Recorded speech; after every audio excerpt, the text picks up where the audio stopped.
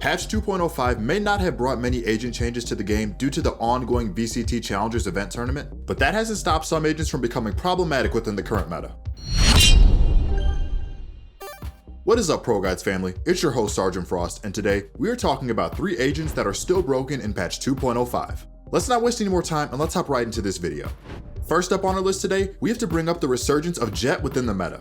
If you have been paying attention to the carnage that Jett as an agent has created in the VCT Challengers tournament, it would be of no surprise to you that we would bring her up in this video. You can thank your local Baby Bay for repopularizing Jett in the 2.05 meta, and it comes with no surprise that Jett's win rate and pick rate has been rising steadily in all elos throughout ranked play. Let's quickly talk about why she left the meta in the first place, and then let's get into why she's coming back all of a sudden now. If you have been playing Valorant since beta, you would remember a time when Jett was a near troll pick and not many people were playing her. And that's because before we started to understand her role within the game, we thought she was just a useless entry frag agent that didn't have any damage utility or flashes. This pushed her down on our priority list for being picked within the meta for quite some time after Valorant released. After the game had been out for several months and the community started to get a grip on what the general meta was and who were the best agents to play, Jett started to see her popularity rise in solo queue. But the event that ended up catapulting Jett to the top of the meta was the multi-AWP meta of Episode 1 Act 2 last year. With the introduction of the multi-AWP meta, Jett quickly became an insta-lock agent in all elos from Iron all the way up to Radiant.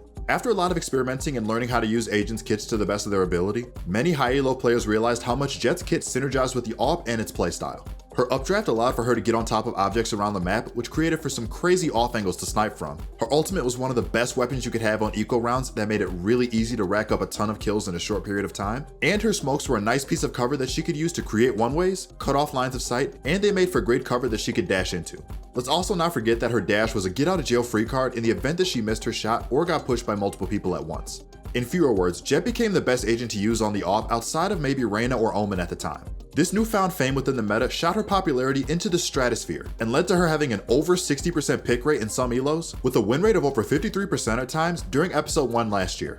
Jett quickly became known as the AWP agent in Valorant, and after the AWP was nerfed in Episode 1 Act 3 last year, Jett slowly started to fade out of popularity with the AWP as well. There was a short period of time within the AWP meta where Jett was destroying people with the Shorty and the Judge, but that is a dark time that we don't like talking about. If you played the game at all last year, you probably know exactly what I'm talking about. So, you might ask yourself, if Jett faded out of popularity because the guns she abused got nerfed, why is she coming back now? Well, I really wish that I had some great philosophical answer about how the meta is ever changing and omnipresent, but simply put, a lot of players realized how great she is at breaking open sites with her speed and elusiveness. If you look at how players like Baby Bay or Tens play Jett when attacking, you'll notice that they are never afraid to throw smokes down in front of them and quickly dash into sight. A lot of defending teams won't expect a Jett to int and insta-dash into sight when attacking, so many times it will catch players completely off guard to see a Jett dashing right into their face. Right now, we are still in the midst of a flash meta, where teams will stack flash agents in an effort to outblind the enemy team and gain map control off of that. Jett plays well in the flash meta because agents like Breach, Skye, and Reyna can flash in front of her, and Jett can dash into sight quickly and get in defenders' faces. In the past, Jett's identity was known as an agent that was tied to the gun she was using, whether they were the AWP, Judge, or Shorty. But now, she has her own identity of being an up-close and personal entry fragging agent that can cause chaos on sight with her smokes and speed, and not to mention that her dash and updraft will allow for her to get out of some sticky situations more often than not if she finds herself in a bad position on the map. Jett is certainly an easy agent to pick up, but a hard one to master. If you want to learn how to become an adept Jett main, check out our website ProGuides.com. On our website, you can use our courses to increase your game knowledge, and you can work with our coaches to help you become a better player. Head over to ProGuides.com today to become the best Jett main in your friend group.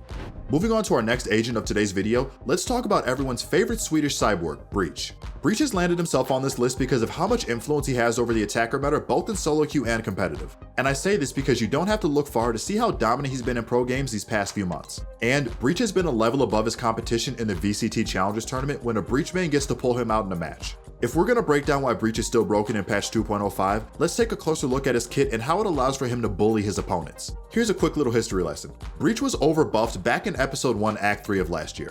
After he was underperforming in the meta, the devs overbuffed him by giving him 3 flashes, a quicker equip time on all of his abilities, and his ult rolls out a lot faster now as well. This is nice for bringing him back into the meta, but the thing is, he hasn't received any notable changes since. It's almost like the game dev said, here are those breach buffs you wanted, now stop complaining. And then they forgot about him and didn't check back to see if all those buffs made him a little overtuned.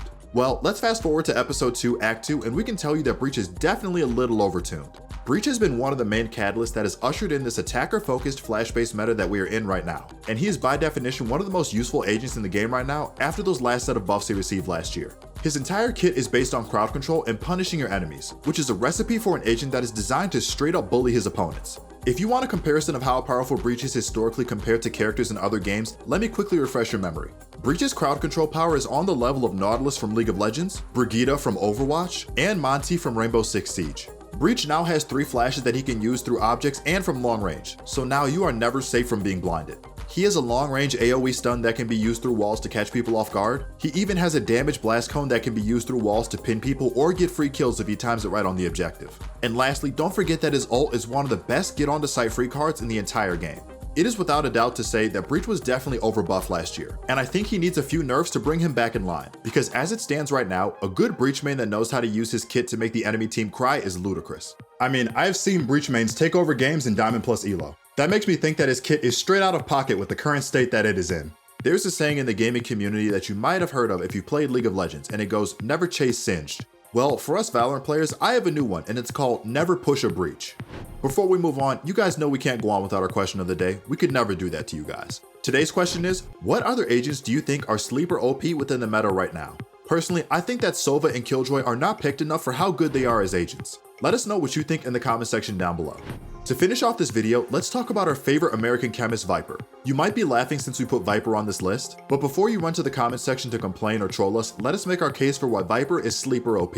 We all know that Viper has had a serious 15 minutes of fame situation after the EU meta arose where she was the best agent to play on Icebox and Bind in the controller category. I will argue that Viper is still very useful when applied properly in game. Let's get some context as to how she was used on the map Icebox, which catapulted her into the limelight of the meta. The main way Viper was being used on Icebox was by allowing her to cut off the lines of sight around the B-bomb site. If you're standing near attacker spawn as Viper, you can aim your wall in a way where when you deploy it, you can cut off B site, orange crates, kitchen, and the snowman area.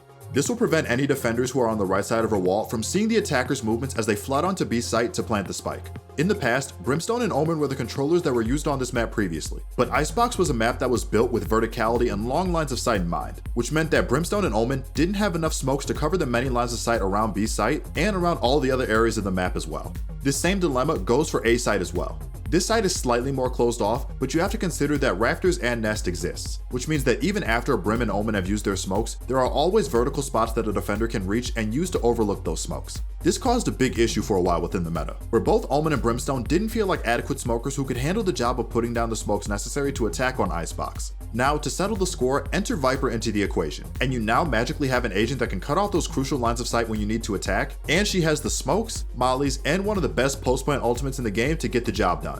Viper is a very powerful agent when you take the time to learn her kit to the fullest. All the potential one-ways, lineups, and spots to set down her ultimate make her an agent that has depth and one that can contribute a lot to a team comp when need be.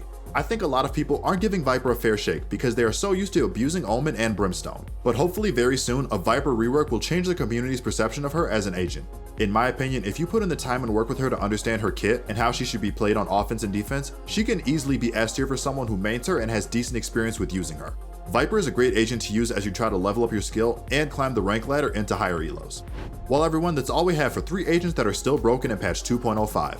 If you enjoyed the video, please be sure to like, comment, and subscribe. And to keep up to date with us, make sure you hit that bell notification which ensures that you stay up to date with our videos and get ahead of the competition. If you want to learn more about anything Valorant related, head over to ProGuides.com for the very best Valorant on-demand coaching. We pride ourselves in our talented coaches who are more than willing to help you with any of your individual Valorant needs. If that's not your style, make sure to check out our Discord. We have a great community where you can chat, hang out, and possibly find new people to play with. This has been your host, Sergeant Frost, and I will see you all in the next one.